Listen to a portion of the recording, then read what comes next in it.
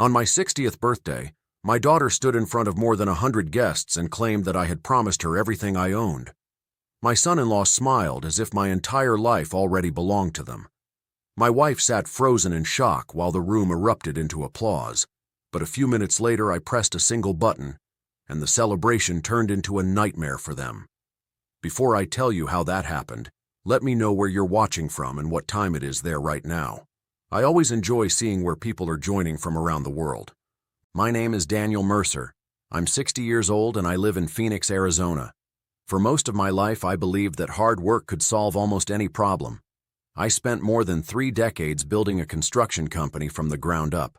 When I started, I had an old pickup truck, a toolbox, and a determination that refused to quit.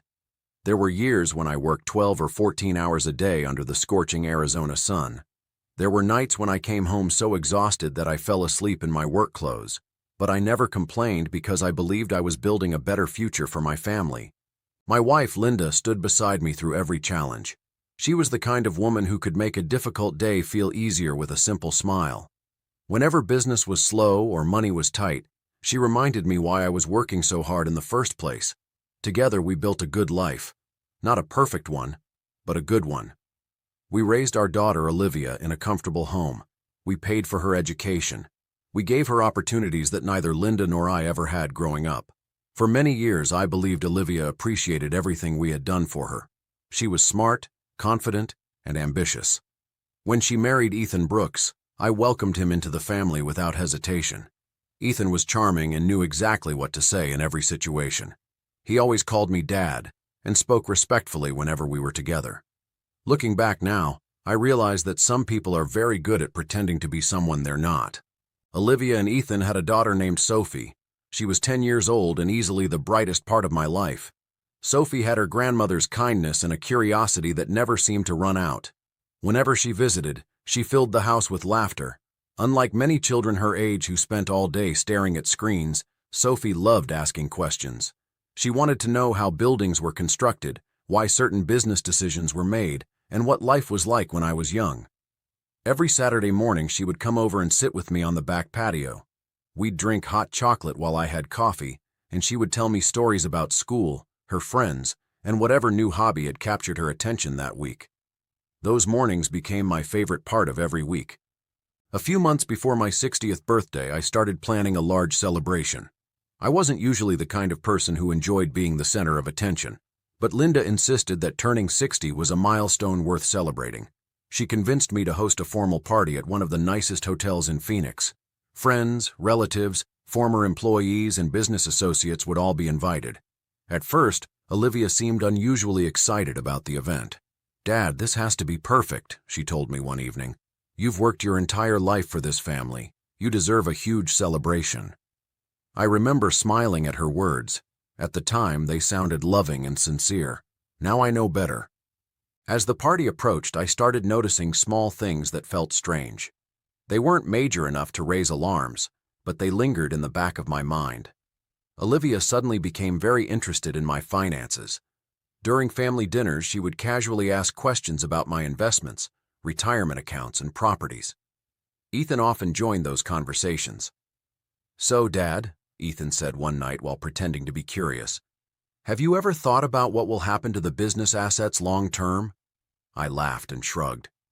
"I'm retired. That's not exactly what I spend my evenings thinking about." But they kept asking. A few days later, Olivia wanted to know if I had updated my will recently. Then she asked whether all my properties were paid off. A week after that, Ethan brought up estate planning during dinner. The questions weren't aggressive. They were carefully disguised as concern. Still, something felt off. When I mentioned it to Linda, she dismissed it. "They're probably just trying to make sure everything is organized," she said. "You're 60 now. Maybe they're thinking about the future." I wanted to believe that. So I did. One Saturday morning, Sophie came over for our usual visit. She seemed unusually quiet. Normally, she would start talking before she even sat down. That day, she barely touched her hot chocolate. "Everything okay, kiddo?" I asked. She looked down at the table. "Yeah." I immediately knew that answer wasn't true. Sophie had never been good at hiding her emotions. A few minutes passed before she finally spoke again. Grandpa? Yes. She hesitated. Can I ask you something? Of course. She lowered her voice. Do grown-ups ever pretend to be nice when they actually want something? The question caught me completely off guard. I chuckled softly. Sometimes they do. Why? She looked around as if she wanted to make sure nobody else could hear. Then she leaned closer, and what she told me next was the first crack in the perfect image I thought my family had built. I stared at Sophie as she leaned closer across the patio table. Her small hands were wrapped around her mug of hot chocolate, but she wasn't drinking it. She looked nervous. Grandpa, she whispered, please don't tell Mom and Dad that I told you. A strange feeling settled in my stomach. Tell me what? She glanced toward the house before speaking. A few nights ago, I woke up because I couldn't sleep. I went downstairs to get some water. I listened carefully. I heard Mom and Dad talking in the kitchen. At first, I didn't think much of it. Parents talk all the time. But the expression on Sophie's face told me this wasn't an ordinary conversation. What were they talking about? I asked. She hesitated. I don't know everything. I only heard part of it. That's okay. She took a deep breath. I heard Mom say that after your birthday, things would finally belong to them. I frowned. What things? She shrugged. I don't know. Then Dad said they just had to be patient a little longer. For a moment, I sat there silently. Children sometimes misunderstand adult conversations. I reminded myself of that immediately. Maybe Olivia and Ethan had been talking about something completely different. Maybe Sophie had only heard a few random sentences. Maybe there was a reasonable explanation. I forced a smile. Kiddo, I'm sure it's nothing. But Sophie didn't look convinced. They sounded serious. I'm sure they were talking about something else. She looked disappointed. It was obvious she had expected me to react differently. I reached across the table and squeezed her hand. Thank you for telling me. She nodded slowly. The conversation moved on, but something about it stayed with me for the rest of the day. That evening, after Sophie went home, I found myself thinking about the strange questions Olivia and Ethan had been asking lately. The inheritance, the properties, the investments, the will. Suddenly, those conversations didn't seem quite as innocent. Still, I refused to jump to conclusions. Olivia was my daughter. I had spent 34 years loving her. I wasn't about to believe the worst because of one overheard conversation. Over the next few weeks, however, little things kept happening, and every single one of them pushed me further toward an uncomfortable truth. One afternoon, Olivia stopped by unexpectedly. She sat in my living room and started flipping through an old family photo album. At first, the visit felt normal. Then she casually asked a question. Dad, have you ever considered putting some of your assets into a family trust? I looked up from my newspaper. A family trust? Yeah. Why? She shrugged. I don't know. Just planning ahead. I laughed. You sound like an estate attorney. She laughed too. But there was something forced about it. Later that week, Ethan called me. The conversation started with football. Then it shifted to retirement. Then it somehow ended up on my finances again. So, Dad, he said, do you still own that commercial property downtown? I frowned. Why? Just curious. That answer didn't satisfy me. A few days later, Linda noticed my mood. You've been quiet lately, she said while we were having dinner. I set down my fork. Have you noticed Olivia asking a lot of questions? Linda nodded. A little. Doesn't it seem strange? She thought about it. Maybe. I wasn't convinced. Something felt wrong. I just couldn't prove it. Then, about 3 weeks before my birthday party, Sophie showed up again. The moment I saw her face, I knew something had happened. She looked even more worried than before. We sat on the patio like we always did. For several minutes, she didn't say anything. Finally, she spoke. Grandpa. What's wrong? She swallowed hard. I heard them again. My heart sank. Heard who? Mom and Dad. I slowly leaned back in my chair. This time I listened very carefully. What did they say? Sophie looked genuinely frightened. They were talking about your birthday party. I stayed silent. She continued. They said everything would happen there. A cold feeling moved through my chest. What exactly would happen? I don't know. She shook her head. I couldn't hear everything.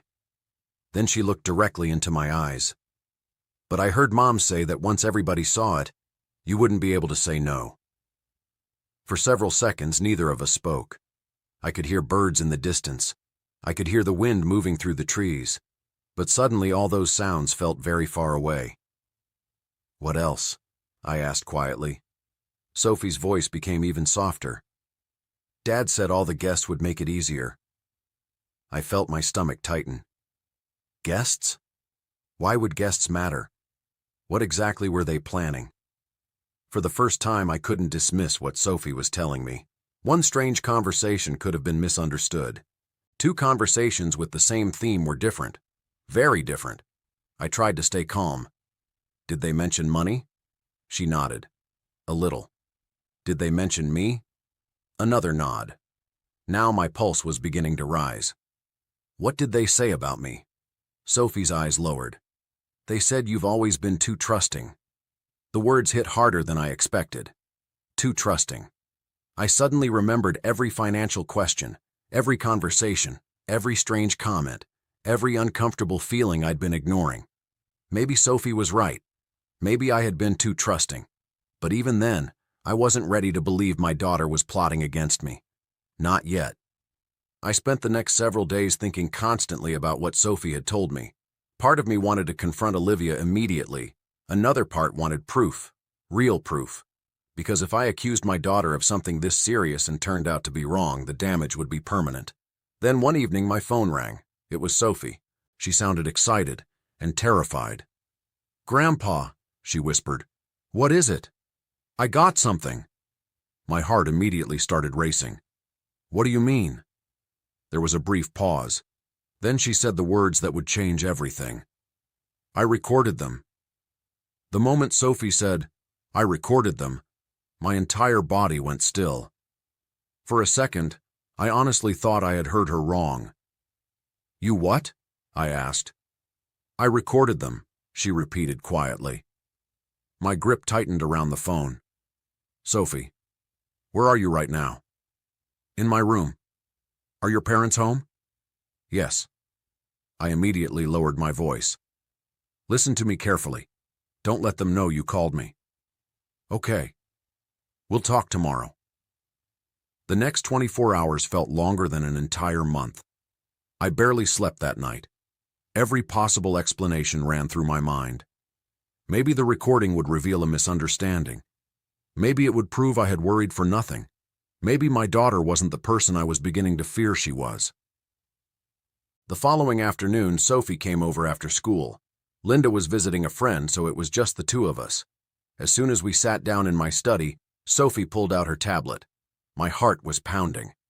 "Are you sure you want me to hear this?" I asked. She nodded. "I think you need to."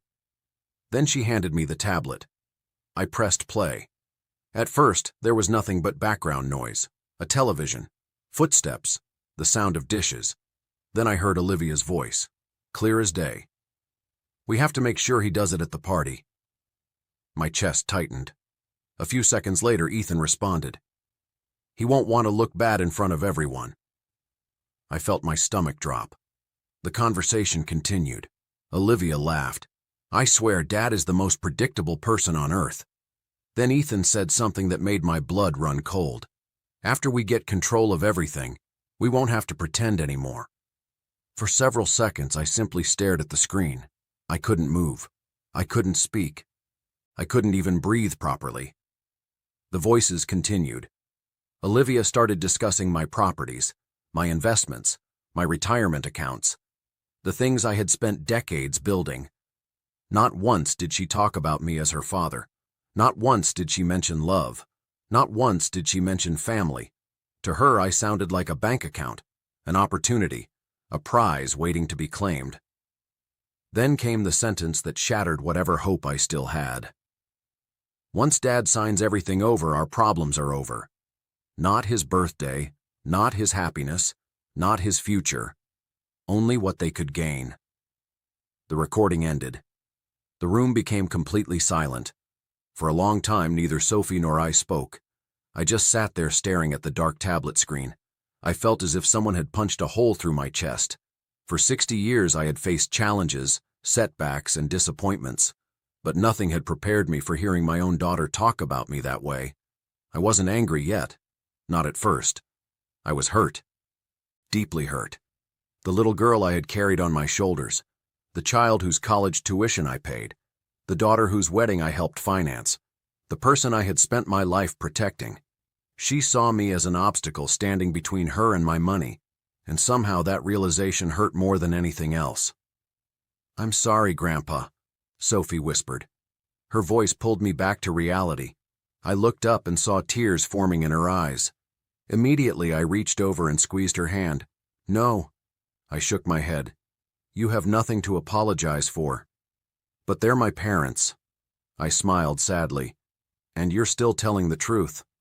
A few tears escaped before she quickly wiped them away. At that moment, I realized something important. The most honest person in my family was the youngest one. That evening, after Sophie left, I sat alone in my home office for hours. The Arizona sunset faded outside my window. Darkness slowly filled the room. Still, I remained in the same chair, thinking, remembering, questioning everything. Eventually, Linda came home. The moment she saw my face, she knew something was wrong. "Daniel?" I looked up. She immediately walked over. "What happened?" Without saying a word, I handed her the tablet. She listened to the recording. By the time it ended, tears were streaming down her face. "Oh my God!" Her voice barely came out as a whisper. "I can't believe this." Neither could I. Linda sat beside me. For several minutes, we simply stared at each other. 36 years of marriage had taught us how to communicate without words. And at that moment, both of us were experiencing the same heartbreak. "What are we going to do?" she finally asked. I thought about that question carefully. Part of me wanted to call Olivia immediately. Part of me wanted answers. Part of me wanted to scream. But another part of me wanted something else. The truth. The whole truth. Because if this was what they were willing to say in private, what weren't they saying? How far had this gone? How long had it been happening? How many lies had they told? The more I thought about it, the more I realized one thing. The recording wasn't the end. It was the beginning. I stood up and walked toward the window. Phoenix glittered beneath the night sky. For the first time in weeks, my emotions began turning into something else. Determination. "They think I know nothing," I said quietly. Linda looked at me. "What does that mean?" I turned around. "It means we're not confronting them." Her eyes widened. "We're not?" I shook my head. "No." "Then what?" I looked directly at her. "We let them continue." "Daniel." "We let them believe their plan is working." She stared at me for several seconds. Then she slowly began to understand. "You want proof. I want all of it." The next morning, I made a phone call. Not to Olivia, not to Ethan, and not to an attorney. I called someone who specialized in finding secrets, a private investigator. And before the conversation ended, I learned something that made me realize the situation was even worse than I had imagined. Because according to the investigator's first findings, Olivia and Ethan weren't just planning to take my money. They were already spending it in their minds. The morning after I hired the private investigator, I sat in my home office staring at a framed photograph of Olivia. It had been taken 20 years earlier. She was 14 years old, smiling proudly while holding a trophy she had won at school. For a moment, I found myself wondering where that little girl had gone. When had she changed? Or maybe the harder question was this: had she changed at all? Maybe I had simply refused to see who she really was. The private investigator's name was Victor Hayes. He was a former law enforcement officer with more than 20 years of investigative experience. During our first meeting, I showed him Sophie's recording and explained everything that had happened. Victor listened carefully. When the recording ended, he leaned back in his chair. "Mr. Mercer," he said, "people who talk like this usually leave a trail." "What kind of trail?" "Financial plans, messages, conversations, evidence." "And you think there's more?" He nodded. "I'd be surprised if there wasn't." That answer stayed with me long after our meeting ended. Over the next 2 weeks, Victor worked quietly. Meanwhile, I pretended everything was normal. When Olivia called, I answered cheerfully. When Ethan invited me to lunch, I accepted. When they talked about my birthday party, I smiled and acted excited. The entire time, they believed they were fooling me. In reality, I was watching them more closely than ever before. One evening, Olivia stopped by the house with Sophie. As usual, Sophie gave me a quick hug before heading to the kitchen with Linda. Olivia sat across from me in the living room. "Dad," she said, "the birthday party is coming together perfectly." "That's great. Everyone's excited." I smiled. "So am I." She hesitated. Then she casually asked another question. "Have you thought any more about your estate planning?" There it was again. The same topic, the same obsession. I acted confused. "Why does everyone suddenly care about my estate?" She laughed. "I'm just being responsible." Responsible. The word almost made me laugh. Instead, I simply nodded. Inside, however, I was beginning to understand something. This wasn't curiosity. This was anticipation. She wasn't asking because she cared. She was asking because she was waiting. A few days later, Victor called. His voice was serious. "I found something." My pulse immediately quickened. "What is it?" "You should see it in person." An hour later, I was sitting in his office. Victor opened a folder and slid several documents across the desk. I began reading. The first document showed emails between Ethan and a financial advisor. The second contained notes from a meeting. The third was what truly caught my attention. It was a list. A very detailed list. At the top was a simple title, Post-Inheritance Plan. For several seconds, I just stared. Then I started reading. Luxury vacation home, new yacht, European vacation, luxury SUV, investment property, private club membership. The list continued for pages. Not one item mentioned me. Not one item mentioned helping family. Not one item mentioned responsibility. Everything was about spending. Spending money they didn't even own. Money they expected to receive from me. I slowly looked up. Victor nodded grimly. "It gets worse." He handed me another document. This time it was a printed text conversation. My eyes moved down the page. Then I found a message from Olivia. "Dad doesn't realize how easy this is." A few lines later came Ethan's response. "He trusts us completely." Reading those words felt like being stabbed. Because they were true. I had trusted them completely. For years.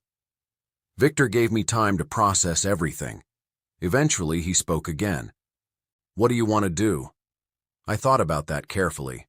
The easiest option would have been confrontation, but I wasn't interested in an argument anymore. I wanted accountability, real accountability, and that required patience. "Keep going," I said. Victor nodded.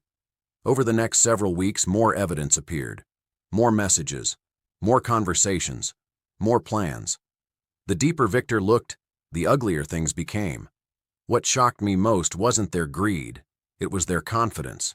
They genuinely believed my wealth already belonged to them, as if decades of my work had automatically become their property, as if I existed solely to finance their future.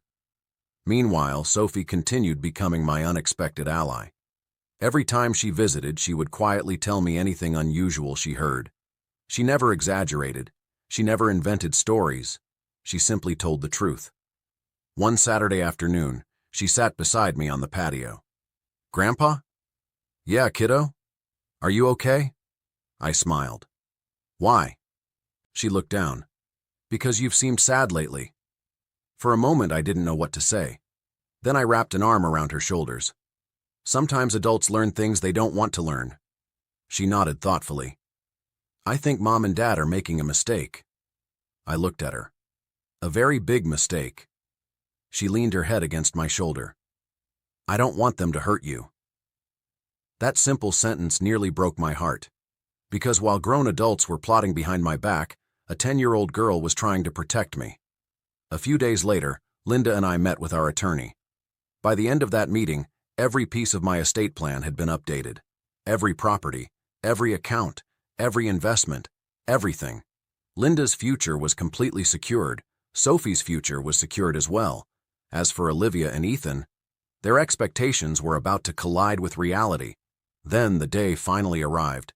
My 60th birthday. The event they had been planning for months. The event they believed would make them rich. The event they thought would force me to surrender everything. The ballroom was magnificent. Crystal chandeliers hung from the ceiling.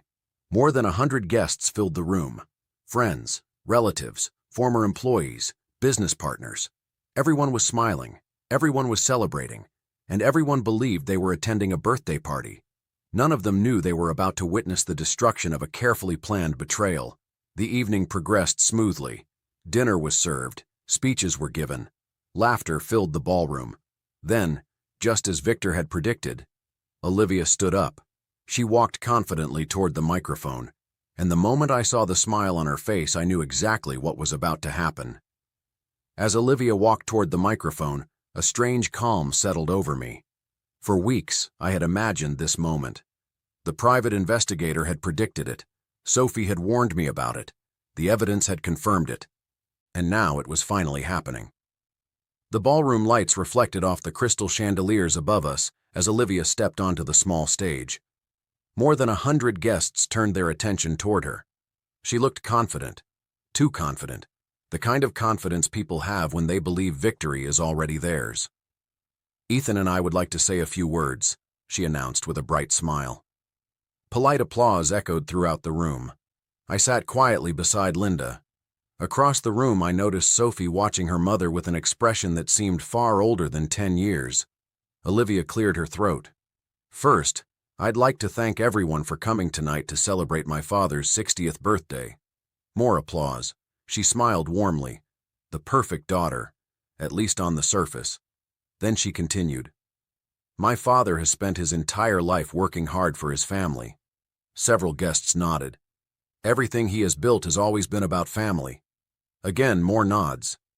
Then came the moment she had been preparing for. The moment she believed would corner me in front of everyone. "That's why Ethan and I are honored that Dad has decided to leave his estate, properties, and legacy in our hands." The room erupted into applause. For a second, I simply sat there, watching, listening, observing. Many of the guests assumed I had already made this decision. Some even turned toward me with approving smiles. Others raised their glasses. A few shouted congratulations. Across the room, Ethan stood up. He looked delighted. Then he walked onto the stage beside Olivia. And somehow, things got even worse. "Daniel has always believed in us," Ethan said proudly. "He's worked hard his entire life, and we're honored to continue building on what he's created." The lies flowed so naturally that it almost sounded rehearsed. Actually, it probably was rehearsed. Then Ethan began discussing future plans, expansion projects, property investments, business opportunities, all supposedly connected to assets they didn't even own. The confidence in his voice was unbelievable. He wasn't speaking like a hopeful son-in-law. He was speaking like a man who already possessed everything. Meanwhile, guests continued smiling and applauding. Most of them had no idea what was really happening. I glanced toward Linda. She looked furious. I gently squeezed her hand. "Not yet," I whispered. She nodded. Then I looked toward Sophie. Our eyes met. She knew. She was probably the only person in the room who knew exactly what was about to happen. Finally, Olivia turned toward me. "Dad," she said into the microphone. The room grew quiet. "We just want you to know how grateful we are." The hypocrisy was almost impressive. She was thanking me for something I had never given her. Several guests began looking at me expectantly, waiting for me to confirm everything, waiting for me to stand up and publicly announce that my fortune belonged to Olivia and Ethan. I slowly rose from my chair. The room immediately became silent. More than 100 pairs of eyes followed me. I could feel the anticipation, the expectation, the certainty. Olivia smiled. Ethan smiled. They genuinely believed they had won. I walked calmly toward the stage. Every step felt strangely peaceful, not because I wasn't hurt. I was, but because I finally knew the truth. And truth has a way of removing uncertainty. When I reached the microphone, Olivia handed it to me. Her expression practically radiated victory. "Thank you," I said. The audience listened attentively. I smiled. "First, I'd like to thank everyone for joining us tonight. Polite applause followed. Then I continued. My daughter is right about one thing. Olivia's smile widened. So is Ethan. Now both of them looked relieved. The trap appeared to be working exactly as they had planned. I paused, just long enough. Then I said something neither of them expected. I do have something special prepared for tonight. The audience looked intrigued. Several guests smiled. Someone shouted, "Let's see it." A few people laughed. I nodded. Actually, it's a presentation. Olivia glanced at Ethan. Both seemed pleased. They probably assumed I was about to formally endorse everything they had just said. If only they knew. I slowly reached into my jacket pocket. The room remained silent. Then I removed a small remote control. At first, nobody reacted. To them, it looked like an ordinary presentation clicker. To me, it looked like justice. I held it up. My wife and I spent weeks putting this together. Olivia's smile began fading slightly. Perhaps she sensed something. Perhaps not. I honestly don't know. But for the first time that evening, I noticed uncertainty flicker across Ethan's face. Only for a second. Then it disappeared. The ballroom lights dimmed. Guests turned toward the massive projection screen hanging behind the stage. The screen was dark, waiting, just like I had been waiting. I looked directly at Olivia, then Ethan, then Sophie. Finally, I turned toward the audience. I believe every family has a story. The room remained completely silent. And tonight, I slowly pressed my thumb against the button. You're about to see ours. Click. The giant screen flickered to life, and the first video began to play. The moment the screen lit up, the ballroom became completely silent. At first, the guests seemed confused. Most of them expected a birthday slideshow, maybe old family photos, maybe memories from my career, maybe pictures of vacations and celebrations. Instead, the first video showed Olivia and Ethan sitting in their kitchen. The timestamp appeared clearly in the corner. Several people in the audience leaned forward. A few seconds later, Olivia's voice filled the ballroom. "We have to make sure he does it at the party." The reaction was immediate. People exchanged confused looks. Then Ethan's voice followed. "He won't want to look bad in front of everyone." The room grew even quieter. I stood beside the stage and watched the faces of my guests change. Confusion turned into concern. Concern turned into disbelief. Then came the next clip, and the next, and the next. Every recording was worse than the one before. The ballroom speakers carried every word throughout the room, every plan, every lie, every scheme, every selfish calculation. There was nowhere for them to hide. One recording showed Ethan discussing my properties. Another showed Olivia talking about my retirement accounts. Then came the clip that completely shattered any possibility of defending themselves. "Once Dad signs everything over, our problems are over." The words echoed through the ballroom. A collective gasp swept through the audience. Several guests literally covered their mouths. One of my former business partners slowly shook his head. Another guest whispered, "Unbelievable." Then another recording began. This time, Olivia laughed. "Dad doesn't realize how easy this is." The room exploded with murmurs. People were no longer confused. Now they understood exactly what they were watching. Betrayal, pure and simple. I turned toward Olivia. Her face had lost all color.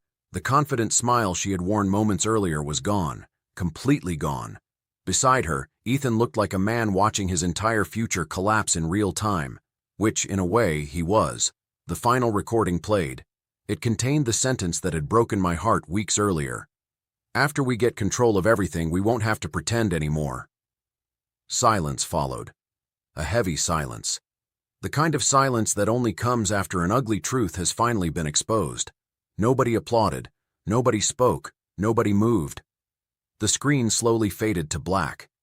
I stepped back toward the microphone.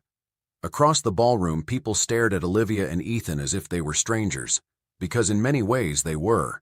Their masks had finally come off. I picked up the microphone. For several seconds, I simply looked around the room. Then I spoke. 35 years ago, I started a business with almost nothing. Nobody interrupted. Everything I built came from sacrifice, hard work, and the support of my wife. Linda stood quietly beside me. Like most parents, I wanted my daughter to have a better life than I did. I paused, and for many years I believed she appreciated that. Across the room, Olivia lowered her eyes. I continued. But appreciation and entitlement are not the same thing. Several guests nodded. The people you just watched were not discussing family. I looked directly at Olivia. They were discussing ownership. Then I looked at Ethan. They weren't planning my future. I paused. They were planning theirs. The words hit exactly as hard as I intended. I wasn't yelling. I wasn't angry. I was simply telling the truth, and truth was doing more damage than anger ever could. Then came the final surprise. The videos are only part of tonight's presentation. Immediately, both Olivia and Ethan looked up. Fear appeared in their eyes. Real fear. The kind that comes when people realize things are much worse than they thought. I removed a sealed envelope from the podium. My attorney prepared this several months ago. The audience listened carefully. I revised my estate plan. Olivia suddenly stepped forward. "Dad, please." I raised a hand. For the first time in her life, she became silent. The new plan guarantees that my wife, Linda Mercer, will be financially protected for the rest of her life. The room erupted into applause. Linda wiped tears from her eyes. Then I continued. A significant portion of my estate has been placed into a charitable family foundation that will help children and families throughout Arizona. More applause followed. Olivia looked stunned, but I wasn't finished. I smiled. The remainder includes a fully funded education trust for my granddaughter Sophie. At that moment, every eye in the room turned toward Sophie.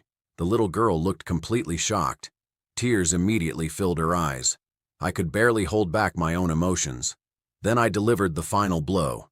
As for Olivia and Ethan, the room became silent once more. They will receive almost nothing. A stunned gasp spread throughout the ballroom. Olivia's face went white. Ethan looked as if he had been punched. For several seconds, neither of them spoke. Then Olivia finally exploded. "You can't do this!" The room immediately reacted. Several guests looked horrified by her outburst. I remained calm. "I already did." She stared at me. "You owe me." Those 4 words finished what the videos had started. The audience's reaction was immediate. People looked away in disgust. A few quietly shook their heads. One guest simply stood up and left, then another, and another. Within minutes, the room that had once been full of admiration for Olivia and Ethan had turned against them. Their reputation collapsed right in front of them. Not because of rumors, not because of gossip, because of their own words, their own actions, their own greed. Eventually, Olivia burst into tears and ran from the ballroom. Ethan followed behind her. Neither one looked back. The doors closed, and just like that, they were gone. For a moment, nobody spoke. Then a small figure appeared beside me. Sophie. She wrapped her arms around me and hugged me tightly. "I told you I'd never let anyone hurt you, Grandpa." My vision blurred. I hugged her back. In that moment, I realized something important. The greatest inheritance I would ever leave behind wasn't money.